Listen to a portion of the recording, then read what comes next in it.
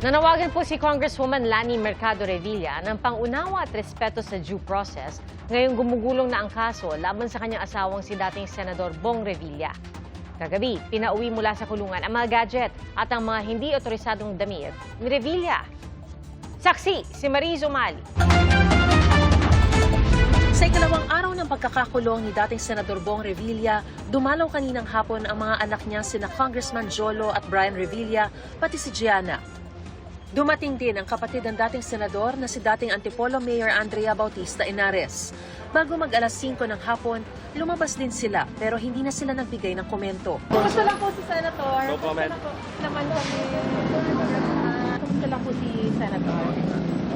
Ayon sa Bureau of Jail Management and Penology o BJMP, maayos ang kondisyon ng dating senador.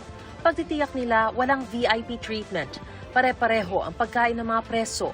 Ginisang pechay kagabi, ginataang kamote at saging na saba sa agahan kanina. Manok at kanin naman sa tanghalian. Ipinagbawal pati ang civilian clothes at gadget ni Revilla. Lahat ng damit na hindi authorized, hindi dilaw, gaya ng civilian plain clothes niya na dala, pinauwi natin yun sa kanyang abogado, and other gadgets, pinauwi rin natin dahil bawal ang gadgets.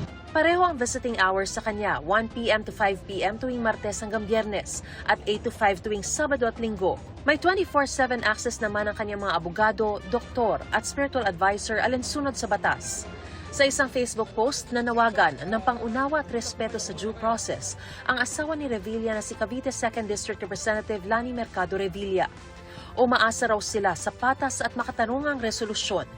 Sa ngayon, nakahiwalay pa si Revilla sa ibang preso, pati sina dating DPWH Bulacan Assistant District Engineer Bryce Hernandez, dating DPWH Bulacan 1st District Engineers JP Mendoza at RJ Dumasig, at dating Finance Section Chief at Accountant Juanito Mendoza. 7 araw kasi silang sasailalim sa quarantine bago ilipat sa general population o kasama ng iba pang nakapiit. Hindi po pwede ihalo ang newly committed o bagong dating sa actual na nandyan na dahil marami pa hong nakakahawang sakit na maaaring mahawa naman ng general population. Dinagdagan na ang mga tauhan sa pasilidad at may 500 nagsasalit-salitang bantay hanggang sa pagdadala sa mga akusado sa korte. 24 oras din ang CCTV monitoring.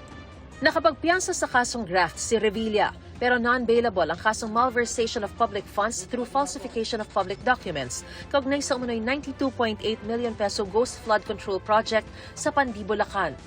Sinamahan pa siya kahapon ni Interior Secretary John Vic Remulla sa Sandigan Bayan para sa return of warrant, bagay na dinepensahan ng kalihim.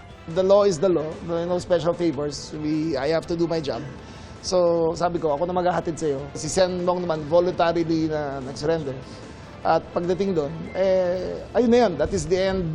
Ayun na yung huling, my last act of friendship para sa kanya. Kanina, iniharap na rin sa Sandigan Bayan para sa return of warrant ang 2 pang kapwa-akusado ni Revilla na sina Engineer Emilita Huat at Cristina Pineda ng DPWH Bulacan. Iniutos silang makulong sa BJMP Quezon City Jail Female Dormitory sa Camp Karingal. Para sa GMA Integrated News, ako si Mariz Umali ang inyong saksi. Mga kapuso, maging una sa saksi.